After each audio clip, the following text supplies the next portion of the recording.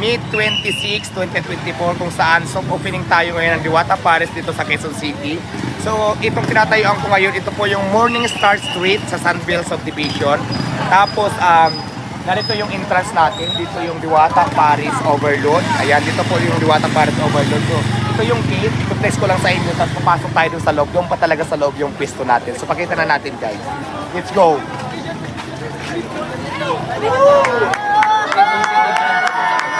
So ayan, marami na siyang tao. Actually, hindi pa tayo grand opening ngayon na. Maraming salamat kasi sa opening pa lang natin, wala pa tayo tinda. So marami pa rin tao kung nakikita, puno pa rin.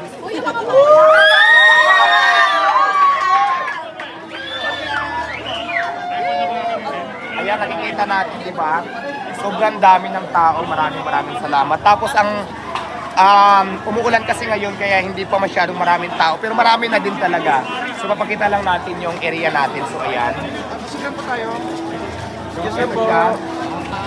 At hindi lang tayo Paris Overload. Papakita ko rin sa inyo na mayroon tayong mga boat ng halika rito. May billboard tayo. Billboard! Wow! Congrats! Tapos syempre may Diwata Chocolate, di ba? Diwata Chocolate, so ito yon.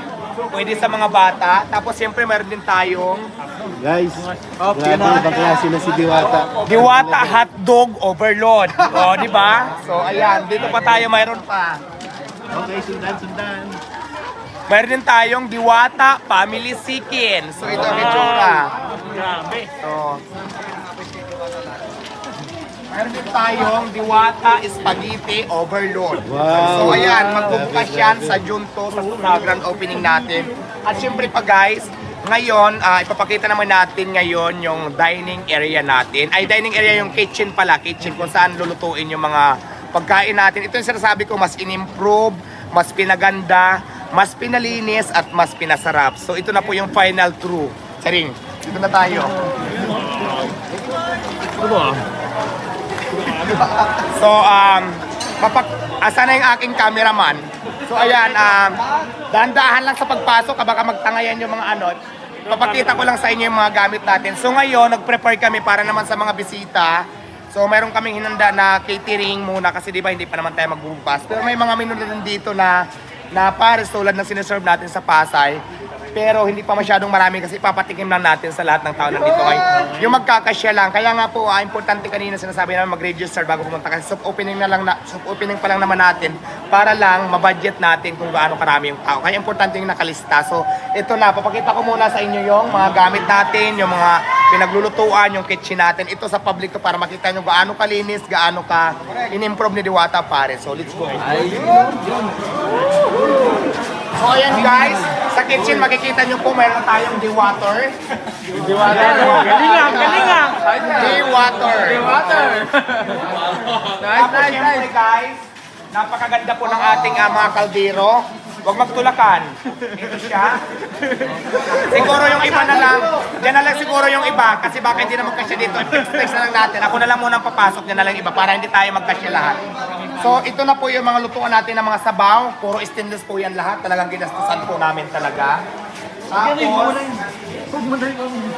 mapakita natin yung siguro baka mag-anuhan na magkalaglagan. Ayan po, fix natin yung mga gamit natin kung ano ka high-tech na yan. Ayan po. Yung mga kalan, ayan. Puro po high-tech na mga gamit natin. So ito. Tapos ito yung gandahan lang po yung ihawan. Tapos syempre, ito yung fryer din natin katulad sa Pasay. So magdadagdag pa tayo ng fryer. So doon na lang muna tayo para babalik na tayo doon para hindi masyadong magulo. Alright? Alright. Tapos sa harapan naman tayo, titingnan naman natin kung ano yung itsura ng cashier natin ngayon. So papakita ko sa inyo. Let's go. Laki nyo sa plato! Asan na? Hindi ka na matutupita ka na. Diwata birthday ko! Idol si Kunat! Shout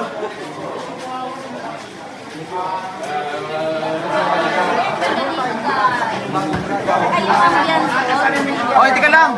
Oh, excuse me! Up!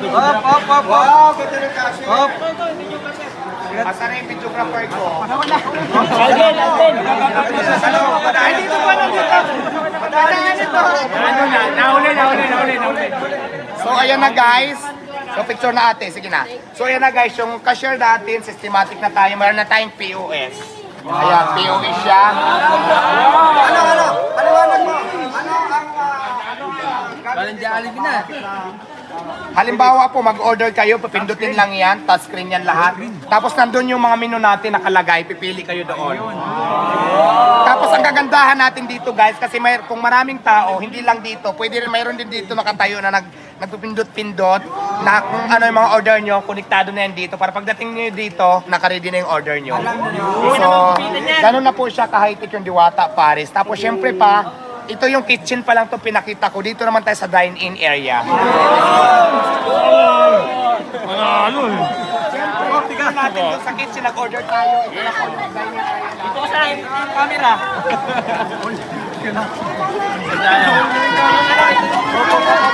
Diwata! Dito na lang muna tayo kasi maraming visitors so nakahiya naman magkuluhin natin sila. So after natin mag-order doon sa kitchen, tinor ko na sa inyo. Ito naman, dito naman kayo pwedeng kumain. Pero syempre dyan sa labas, yung nakikita sa may billboard na yan, yung may mga spaghetti, may sukulit. Lagyan din natin yan dyan ng mga tables pag hindi maulan para kung maraming tao dito, maraming tayo pwede pagyan ng labisa. So ayan, pinakita ko lang sa inyo yung itsura ng Diwata Paris over dito sa Quezon City na talaga namang pinaganda namin, mas in-improve, mas pinalinis, mas naging systematic lahat at naging maayos na po siya. Kaya maraming salamat po sa inyo. Tuloy po ang laban at abangan nyo po ang Diwata Paris sa ibang lugar kasi marami po tayong branches na ilalagay sa buong Pilipinas. So maraming salamat. Ayun lang. Ayan, vloggers, pwede na kayo mag-video-video dyan, mag-content dyan, kahit sa sulok dyan. So, free na po sa lahat kayo. So maraming salamat.